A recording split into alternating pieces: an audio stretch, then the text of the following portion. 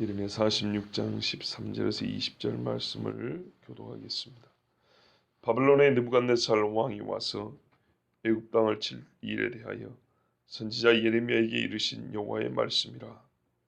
너희는 애굽에 선포하며 윗돌과 옥과 리바네스에 선포하여 말하기를 너희는 굳건히 서서 준비하라. 네 사방이 칼에 삼켰느니라. 너희 장자들이 쓰러지면 어찌함이냐? 그들이 서지 장사들이 쓰러지면 어찌함이냐? 그들이 서지 못하면 여호와께서 그들을 돌이 몰아내신 까닭이니라. 그가 많은 사람을 넘어지게 하시매 사람이 사람 위에 엎드려지며 이르되 일어나라. 우리가 포악한 칼을 피하여 우리 민족에게로 우리 고향으로 돌아가자 하도다. 그들이 그곳에서 부르짖기를 애굽의 바로 왕이 망하였도다. 그가 기회를 놓쳤도다. 만군의 여호와라 일컫는 왕이 이르시되 나의 삶으로 맹세하노니 그가 과연 산들 중에 동굴같이 해변의 갈멜같이 오리라. 애굽에 사는 딸이여, 너는 너를 위하여 포로의 짐을 꾸리라. 노비 황무하며 불에 타서 주민이 없을 것임이라. 애굽은 심히 아름다운 금송아리일지라도 그로부터 새파리 떼가 줄곧 오리라. 아멘. 하나님께서 어제는 여호야김 넷째 해에 애굽에 관하여 주신 말씀이 있었어요. 그러니까는 유다가 아직 망하기 전에 바벨론 군대가 유다를 치러 올 때 유다가 애굽에다가 도움을 요청했거든요. 그래서 애굽이 원군을 이끌고 유다 땅으로 진격을 했어요. 그래서 유다 북쪽까지 길을 내주니까 순식간에 올라가서 유다 북쪽에서 바벨론 군대랑 싸웠어요. 1절부터 12절까지 그 이야기입니다. 유브라데 강가 갈그미스에서, 그래서 유다 북쪽에서 싸웠는데 애굽이 졌어요. 그래서 이제 열왕기 하에도 이야기 나오는데, 그때는 이제 애굽이 패퇴하여 본국으로 돌아가서 두 번 다시 밖으로 못 나옵니다. 힘이 약해져 가지고 밖으로 못 나옵니다. 이날이 하나님이 원수 갚는 날이라고 그랬어요. 옛날에 애굽에서 유다인들, 이스라엘 사람들 종살이 시키고 남자애들 다 죽이고, 이 출굽할 때 홍해에서 몰살시키려고 군대에 막 나와가지고 뒤에서 쫓아왔고, 또 몇 년 전에는 요시아라는 이 훌륭한 왕을 죽인 큰 죄에 대하여 하나님이 원수 갚는 날, 애굽은 자기들이 바벨론을 친다고 나왔는데 하나님은 그들을 바벨론 왕의 군대에 맡겨서 원수 갚는 날로 삼으셨다, 이야기했어요. 오늘은요 똑같이 애굽 군대에 대한 말씀인데, 이제는 예레미야의 본래 시점으로 돌아왔어요. 유다가 망한 다음에 애굽으로 지금 피신 간 사람들 들어 있었죠. 가지 말라 그랬는데 갔죠. 예. 그래서 하나님 뭐라 그랬어요? 내가 바빌론 군대를, 갈대아 군대, 바벨론 군대 같은 말입니다, 데리고 와서 애굽을 칠 것이다. 그랬죠. 이 경고했거든요. 애굽을 쳐서 애굽에 숨어든 유다인들도 다 죽고, 유다인들을 숨겨준 애굽도 죽고. 왜냐? 그냥 숨겨준 게 아니거든요. 우상 숭배를 가르쳤어요. 애굽에서. 그런 이야기 앞에서 우리가 며칠 전에 들었습니다. 유다인들이 와서 우상 숭배를 어찌나 기가 막히게 하든지 애굽 사람이 다 되어버렸어요. 그런데 하나님이 왜 유다 땅에 남겨놨습니까? 이 거룩한 땅에 거룩한 백성들이 좀 남아있어서 이 땅이 누구의 땅인지, 하나님이 누구에게 준 땅인지를 증언하라고 남겨놨는데, 이 정신없는 사람들이 하나님이 남겨주신 이 고마움도 모르고 자기들 스스로 더 좋은 데를 찾아 살겠다고 한 게 그렇게 가지 말란 애굽이었다고 그랬어요. 그래서 애굽 사람하고 완전 똑같이 돼가지고 애굽의 좋은 자리에 찾아 살고 있어요. 하나님이 유다 사람들도 멸하고 유다 사람들을 꼬드겨서 애굽에 오면 좋다고 막 이렇게 했던 애굽 사람들도 분명히 심판한다 그랬거든요. 기억나시죠? 자, 그 이야기입니다. 이번에는. 그래서 애굽이 두 번째 바벨론 군대하고 전쟁하는 이야기입니다. 예전에는 유다를 보호한답시고 나와가지고 유다 북쪽에서 싸웠는데 지금은 그게 아니고 바벨론 군대가 곧바로 애굽으로 들어와가지고 애굽에서 싸우는 이야기입니다. 유다가 망했으니까 막을 게 뭐가 있겠어요. 곧바로 애굽에 들어 싸우는 그 이야기입니다. 보십시오. 13절입니다. 바벨론의 느부갓네살 왕이 와서 애굽 땅을 칠 일에 대하여. 자, 애굽을 직접 치는 이야기입니다. 선지자 예레미야에게 이르신 여호와의 말씀이라. 자, 뭐라고 말씀하냐면 믹돌과 놉과 다바네스에 선포하라. 야, 이곳이 애굽의 유명한 도시들인데 여기 유다 사람들이 이미 와서 정착하고 살고 있었다 하지 않습니까? 그렇죠. 온지 얼마나 됐다고? 좋은 데는 다 올라가지고 살면서 우상 숭배하고 있었다 그랬습니다. 자, 이곳에 전쟁을 준비하라. 이렇게 하나님이 말씀한 거예요. 굳건히 해서 전쟁을 준비해라. 이 말은요, 전쟁 준비 잘 해가지고 바벨론 군대 막아내라는 얘기가 아닙니다. 굳건히 서서 준비가 될 수 있겠습니까? 몇 년 전에 바벨론 군대에 한번 박살이 나가지고 이제 겨우 자국이나 방어할 정도밖에 안 되는데 바벨론 군대를 어떻게 막아내겠어요? 못 막아냅니다. 그러니까 이거는 사실상의 심판 선고지 잘 준비해서 싸워라 이런 말이 아닙니다. 열심히 한번 해봐. 그래봐야 소용이 있는가? 뭐 이런 뜻입니다. 보세요. 굳건히 서서 준비하라. 14절에 네 사방이 칼에 삼켰느니라. 자, 이런 상황에서 준비를 해봐야 소용없다 그랬죠. 15절 보세요. 너희 장사들이 쓰러지면 어찌함이냐. 실컷 준비를 해놓고 하나님 앞에 이런 식의 표현을 좀 죄송합니다. 실컷 준비하라고 하신 후에 곧바로 힘있는 장사들이 다 쓰러졌답니다. 왜요? 하나님이 몰아내신 까닭이니라 이렇게 말씀하고 있어요. 이게 이제 번역이 쓰러졌다고 되어 있는데요. 몰아내다, 쓰러내다는 뭐가 좀 잘 안 어울리죠. 조금 더 이 마음에 우리 조금 더 이렇게 좀 어울리게 번역을 한다면 15절 이런 게 너희 장사들, 그러니까 용맹한 군사들이 쓸려가면 어찌 되느냐. 쓸려가 버린 거예요. 왜? 하나님께서 바벨론 군대를 동원해서 몰아냈기 때문에. 이래야 말이 맞잖아요. 밀고 땡기고 이래 말이 맞는 것처럼 몰아내고 쓸려가고 말이 맞죠.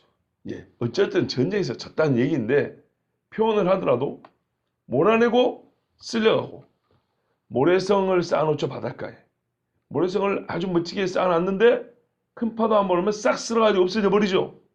그렇게 애굽의 장사를 할지라도 모래성 무너지는 것처럼 싹 물 한 방에 쓰러져 가버리는 거예요. 이렇게 하나님이 그렇게 하시는데 인간들이 기껏 준비해봐야 무슨 소용이 있겠습니까? 하나님의 손이 그들을 쓸어버립니다.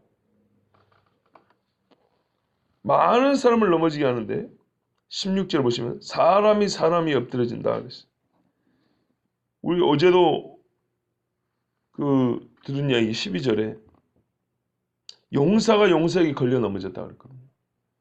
이 처음 전쟁에서도 도망하다가 서로 걸리적거렸고 넘어져가지고 쌓이고 그랬던 이야기인데 또 그러는 거예요. 사람들이 도망할 때는 정신이 없거든요. 진군할 때는 질서가 있는데 도망할 때는 하나 질서가 없어요. 그러다 보니까 서로 부딪히고 넘어지고 해가지고 시체들이 쌓이고 이때 군인들이 하는 말이 있어요. 일어나라. 뭐 일어나라 한다고 일어날 수가 없는 상황이지만 일어나라. 우리가 포악한 칼을 피하여 우리 민족에게로 우리 고향으로 돌아가자. 그런 거 있죠. 막 쓰러진 사람들이 동료들에게 일어나 이 사람아 일어나 집에 가야지. 그래봐야 못 일어나죠. 그런데 이 말씀은 꼭 그런 상황만 얘기하는 게 아닙니다. 애굽 사람들이 전쟁을 하다 져가지고 정말 기가 막히게 패하는 순간에 신세한탄 하듯이 하하 우리가 고향으로 가자. 이놈의 전쟁 해서 뭐 하겠는가. 이런 식으로 이해해도 충분히 말이 되는데 조금 더 정확하게 이해를 하자면 그것이 아니고 이렇게 보아야 합니다. 애굽 사람들이 전쟁할 때 동원한 주변 나라 군인들이 있습니다. 옛적에 바벨론 군대랑 싸울 때도 주변 나라 군대들을 동원했었죠. 애굽은 항상 자기 혼자 나가는 법이 별로 없어요. 옛날부터 보면 꼭 옆에 나라들 끌고 다닙니다. 바벨론도 마찬가지예요. 애굽이 그 동네에서는 당시 북아프리카에서는 강대국이기 때문에 주변에 오늘날로 보면 뭐 에티오피아, 수단 이런 나라들 옆에 리비아, 뭐 알제리 이런 나라들 있지 않습니까? 이런 나라들을 돈을 주고 사거나 아니면 자기가 그 동네는 대장이기 때문에 야 군대 좀 내줘봐 이런 식으로 가지고 용병을 동원합니다. 이 사람들의 목소리라고 생각하시면 더 정확합니다. 이 사람들이 애굽 사람들은 항상 주력 부대고 자기들은 보조적인 역할이에요. 기분 나쁘면 칼 맞아 죽으라고 앞서 세우고 아니면 무시하면 너희는 뒤에 있다가 좀 도와 이런 식으로 한다든지 하여튼 제일 중요한 자리는 애굽 군대가 하고 그 주변에 이제 둘러싸고 있는 게 이 주변 나라들 군대들이에요. 용병들입니다. 돈 주고 샀건 아니면 정치적인 힘을 좀 압력을 넣어서 군대를 동원했건 뭐 이런 식이에요. 그 사람들이 하는 이야기예요. 자기 동네 큰형님이라고 믿고 따라왔더니 이 사람들이 한 방에나 쓸려가 버린 거예요. 겁을 먹고 도망가고 정신이 없는 거예요. 자 이러면 우리나라 일도 아닌데 돈 몇 푼 벌자고 온 사람들이 무슨 충성심이 있다고 이 군대에 남아있겠어요. 자기 나라 군대도 다 도망가고 정신이 없는데 지금 바로 그때 하는 얘기입니다. 이런 나라 우리가 애국 군대들도 다 도망가고 죽고 난리가 아닌데 우리가 이 여기 위치를 사수하라 해봐야 우리가 뭐 얻어먹을 떡고물 있다고 여기서 지금 이 죽음을 무릅쓰고 서 있겠는가. 짐 싸서 우리 빨리 집으로 가자 그 말이에요. 그래서 우리 민족에게로 이게 같은 애굽 사람 같으면 왜 우리 민족에게로 했겠어요. 이해되시죠? 예. 주변 나라 군인들이 같이 왔다가 그래서 죄인의 길에 서지 말라는 거예요. 같이 죽어요. 우리가 애굽하고 같이 지금 말 수는 없는 것이다. 우리 민족으로 가자. 우리 고향으로 가자. 이러면서 이제 주변 나라 군인들도 퇴각하는 겁니다. 애굽은 완전 외투로 이제 끝나는 겁니다. 그러면서 이 사람들이 뭐라 그러냐 17절에 보시면 이렇게 이제 16절에 연속으로 보면 이해가 훨씬 쉬워요. 그들이 그곳에서 부르짖기를 애굽의 바로 왕이 망하였도다. 아무리 나라 그래도 남의 나라 말처럼 말할 수는 없죠. 자국민이. 애굽의 바로 왕이 망하였도다. 애굽 사람은 어떻게 이렇게 표현을 해요? 다른 나라 사람이니까 이렇게 얘기하는 거예요. 이 말도 정확히는 이런 겁니다. 애굽의 바로가 망하였다는 것은 너무 해석이 들어간 번역이고요. 원래 이런 뜻이에요. 이 사람은 헛되다. 소리만 요란하다. 왜 이렇게 말했겠어요? 아니 자기를 믿고 따르면 이 전쟁에서 이겨가지고 이제는 바벨론도 깨부시고 우리가 이제 다시 중동으로 진출할 수 있을 거라고 꼬드겨서 군대를 동원했단 말이에요. 나 믿지. 나 애굽의 바로야. 세계를 지배했던 애굽의 왕이야. 이번에 나를 믿고 한번 군대 좀 내줘봐. 내가 이번에 본때를 보여줄 테니까. 그리고 몇 가지 좀 내가 좀 나눠줄게. 뭐 이런 식으로 했단 말이에요. 그런데 전쟁 시작하자마자 얼마나 열심히 도망을 가는지 군대들은 모래성 무너지 싹 쓸려 무너져 버리고 그러니까 바벨론 군대가 와 하고 몰아오니까 우 하고 도망가고 넘어지는 거예요. 그냥 바람에 그냥 쑥쑥 넘어지는 것처럼.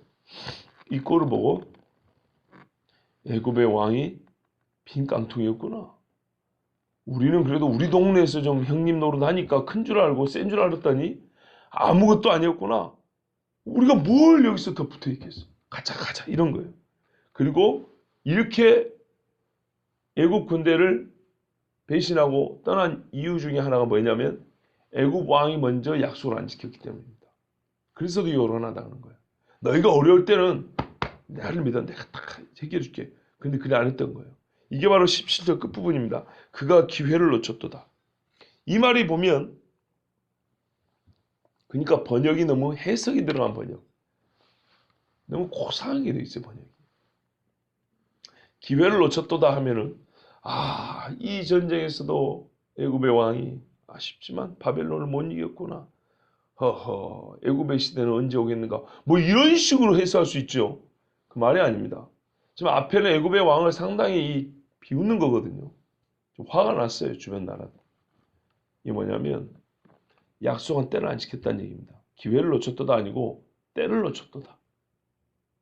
전쟁에 진 것을 얘기한 게 아니고 분명히 우리가 위험할 때는 군대를 보내가지고 그 주변 나라 군대들은 별로 피해가 안 가도록 너희는 우리를 보조만 해주면 된다고 뭐 그런 식으로 해갖고 군대를 동원했는데 막상 바벨론 군대가 쳐들어와서 우리가 다 죽게 생겼는데 애국 군대가 아무 데도 없는 거예요. 우리만 놓고 지그들끼리 도망간 거예요. 약속도 안 지키고 보호해주는 약속도 안 지키고 그러니까 애굽의 군대는 하나 힘도 없는 군대고 그리고 애굽의 왕은 우리를 원군으로 용병으로 돈 주고 사고 하면서 안전을 보장해주고 서로 어떤 군사적인 약조를 한 게 있는데요. 작전을 수행할 때 군사작전 때 약조가 있었는데 서로 약속한 대로 군사작전을 전혀 펼치지도 않냐고 뒤지에 두드려 맞고 자기들만 살겠다고 도망갔다는 얘기예요. 그러니까 이 주변 나라 군대들이 애굽의 왕은 순전히 빈깡통이고 약속도 안 지키고 지금에서야 군대 보내고 도와준다 해봐야 때는 늦으리. 그러니까는 신뢰도 잃어버렸다 이 말입니다. 전쟁에서만 패할 뿐만 아니라 애굽의 주변 나라 사람들에게 신뢰를 완전히 잃어버린 거예요. 열심히 싸우다가 패하면 서로 뭡니까? 그래도 신뢰를 잃지는 않잖아요. 우리가 뭐 졌다고 상성 욕하는 건 아니지 않습니까? 최선을 다해서 운동선수도 최선을 다해서 경기하면 진 사람은 진 사람대로 이긴 사람은 이긴 사람대로 서로 박수를 받고 근데 이게 그런 상황이 아니에요. 그래서 애굽의 왕이 기회를 놓쳤다 이런 뜻입니다. 이제 애굽은 바벨론과의 그 전쟁에서 졌다는 것뿐만 아니라 위축된 대외 관계가 더욱 위축돼 가지고 이 아프리카 주변국에 가지고 있었던 신뢰마저도 무너져버린 진짜 별 볼 일 없는 나라가 되어버린 겁니다. 거기다 하나님이 벌 준다 그랬잖아요. 사막 같은 나라가 되어버리라 분명히 그랬거든요. 자, 이 일에 대하여 만군의 여호와를 일컫는 왕이 이런 표현은 제가 성경을 그래도 적잖이 봤는데 처음 보는 것 같습니다. 왕이며 왕이고 만군의 주는 주, 만군대의 하나님입니다. 따로 쓰이는데 이게 한꺼번에 만군의 주 여호와 그분은 왕이다. 만군의 여호와는 왕이시다. 모든 군대를 통솔하는 권세를 가진 왕이다. 그러니 세계 제1, 2를 다쳤던 바벨론이나 애굽이 서로 전쟁을 하게 되고 하나는 승리하고 하나는 패하고 또 나중에 이 바벨론은 페르시아에게 순식간에 정복을 당하고 나중에 페르시아는 헬라에게 패퇴하고 헬라는 로마에 삼킴을 당하고 로마는 그 다음에 어디로 갔습니까?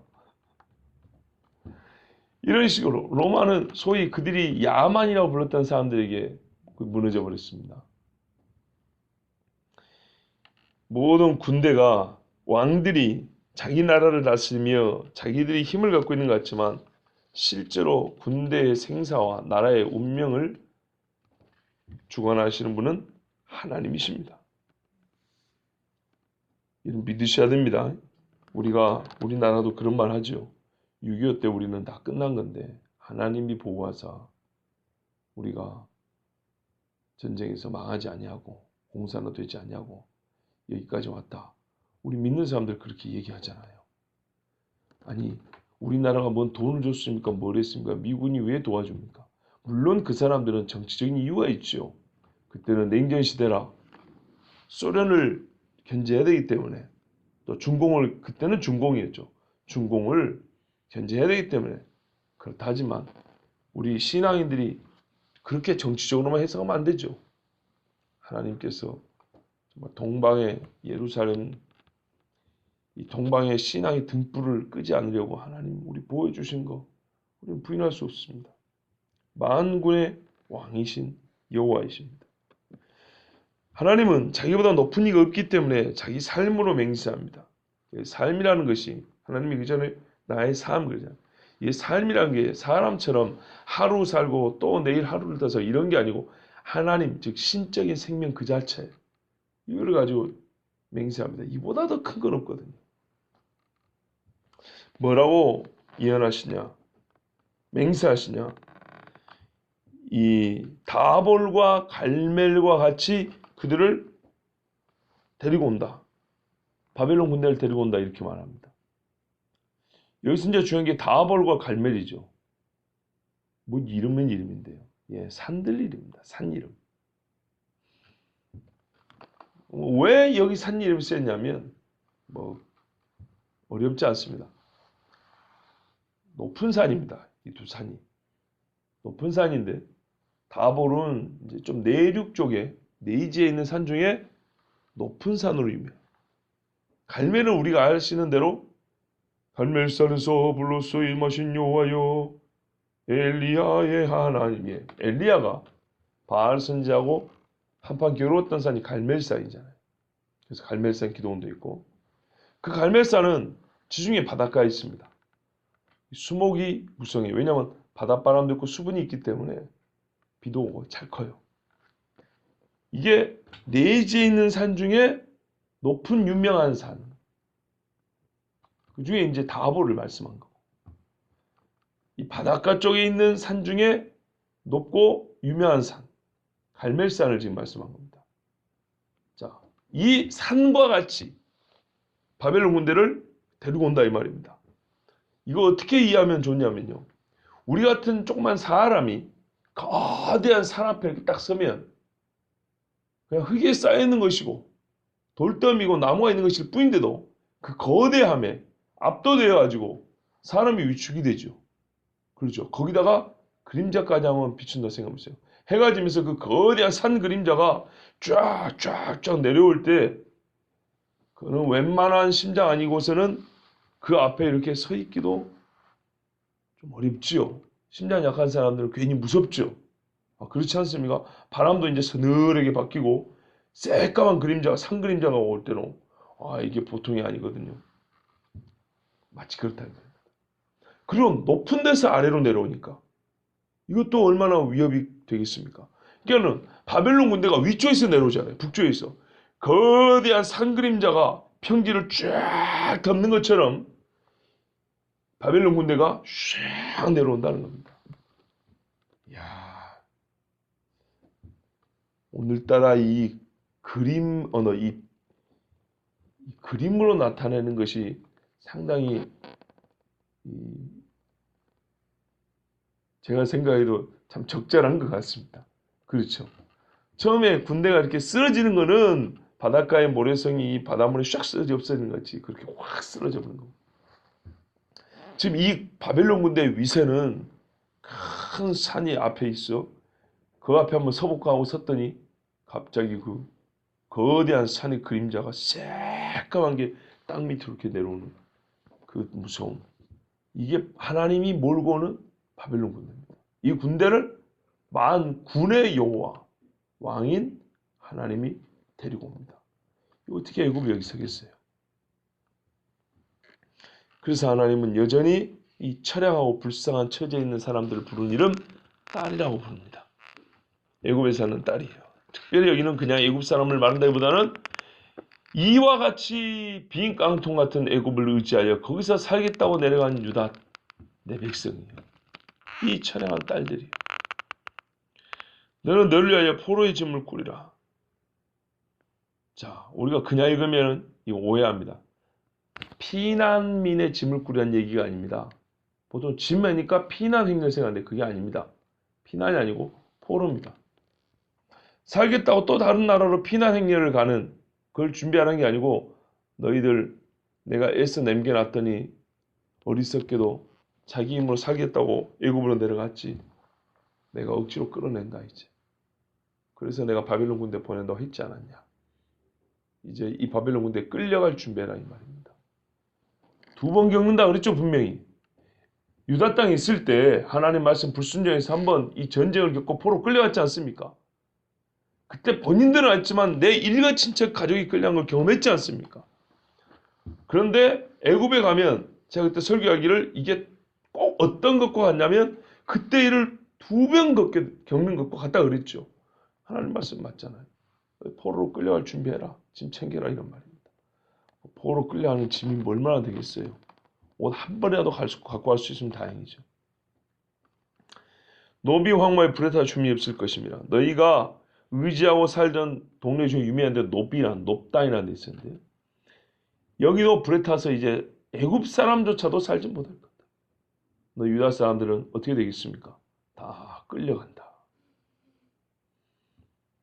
20절에 보시면 애굽은 심히 아름다운 암송아지일지라도 북으로부터 쇠파리 떼가 줄곧 오리라. 이건 우리 하나님이요. 정말 말씀으로 세상을 창조하신 이 언어의 하나님이세요. 기가 막힌 거예요. 봐보세요.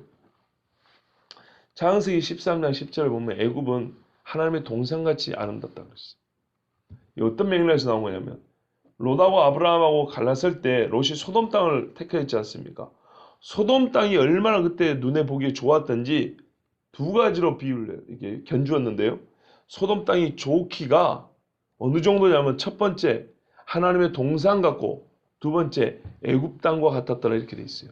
그러니까 여기서 애굽 땅이나 소돔 땅이나 하나님의 동산이나 사람들 눈에는 그렇게 보기 좋았다는 얘기예요. 그러니까 애굽 땅은 그래서 아름답다고 말하는 거예요. 당대 애굽 땅은 탐내기 딱 그러니까 모든 사람 탐낼 만한 아름다운 땅이었어요. 어느 정도로 아름답냐 했더니 암송아지로 비유를 했어요. 살이 토실토실 오르고 털이 윤기가 있어서 산들바람에 털이 이렇게 살짝살짝 날리는 그런 암송아지. 이렇게 보기 좋은 게 어디예요? 애굽이에요. 근데요, 여러분 소가 그 큰 소가 뭐에 못 견뎌냅니까? 쇠파리. 예, 이 파리가 핏바람 파리들이 있어요. 제가 옛날에 러시아 가가지고 그 파리 때문에 고생을 좀 해봤는데요. 보통 어려운 게 아니에요. 옷 있어도 다 무르고요. 아파요. 쫙 피를 빨는데 얼마나 아픈지 몰라요. 이 모기 잡는 전기 파리채 있죠? 따닥하는 거 있죠? 죽도 안 해요. 그걸로 안 죽어요. 한 두 번, 세 번 해야 겨우 다운돼가지고 이제 비실비실 이래지고요. 이거 한 맞고 죽지도 않아요. 이런 것들이 달라들면 소가 이깁니까? 못 이깁니까? 못 이기죠? 예. 우습게 알아도 이 쇠파리가 때로 몰려들면요. 소가 견디지를 못하고 큰 고생을 하고 결국에는 피도 많이 뽑히고 그러면은 자빠져 죽습니다. 근데 이 말씀이 한편으로는 하나의 이 상징 언어를 쓴 겁니다. 여러분 애굽의 유명한 우상 중에 하나가 뭐냐면 아피스라는 암소입니다. 유다 사람들이 출애굽한 후에 가나안에 어디입니까? 광야에서 시내산 앞에서 소를 만들었죠. 소를 만들어 놓고 뭐라 하냐면 이스라엘 사람아 들으라 이는 너희를 애굽 땅에서 인도하여 낸 너희 신이라 그랬어요. 너희 하나님 여호와니라. 그러니까 애굽의 신을 만들어 놓고 애굽의 신이 우리를 구원했다. 이래도 말이 안 되는데 생긴 건 애굽의 신을 만들어 놓고 하나님이라고 갖다 이름을 붙여버렸어요. 어디서 보고 배웠을까요? 말 그대로 애굽에서 보고 배운 겁니다. 그래서 하나님의 말씀은 뭐예요? 애굽을 상징하는 이 소신을 애굽을 표현하는 말로 쓴 겁니다. 그러니까 암송아지를 아름답게 꾸며 섬기는 애굽이 북으로부터 오는 그들이 쇠파리 떼 정도로 여겼던 바벨론 군대에게 뜯겨서 죽임을 당한다는 것을 말씀하는 겁니다. 애굽이 이렇게 처참하게 깨질 것이고 살육당할 것입니다. 수년 전에 유프라테스 강변의 전투로 잃었던 명예를 회복하고 갈대아 군대에게 복수할 기회를 얻었지만 애굽 사람들이 유다 사람들 미혹하고 우상 숭배하게 하여서 하나님의 언약으로부터 더욱 멀어지고 언약을 잊어먹게끔 만든 그 죄에 대하여 하나님은 대가를 치르게 하십니다. 애굽에 있는 사람은 유다로 돌아갈 생각을 안 했어요. 바벨론에 있는 사람은 유다로 돌아가고 싶어서 안달했던 사람들이 있었고요. 더욱이 옛적의 범죄에 대하여 애굽은 여전히 회개하지 않았습니다. 그에 대하여 하나님의 진노의 심판이 되는 겁니다. 그래서 스스로 큰 덩치를 자라는 암송아지일지라도 작은 쇠파리들이 때로 몰려서 애굽의 피를 빨아 쓸어들일 것입니다. 이게 하나님 말씀하신 겁니다. 그렇다면 여러분, 우리가 하나님이 세상의 왕 되심을 인정할 때 우리 나라를 한번 잘 보셔야 됩니다. 우리나라가 호랑이입니까? 토끼입니까?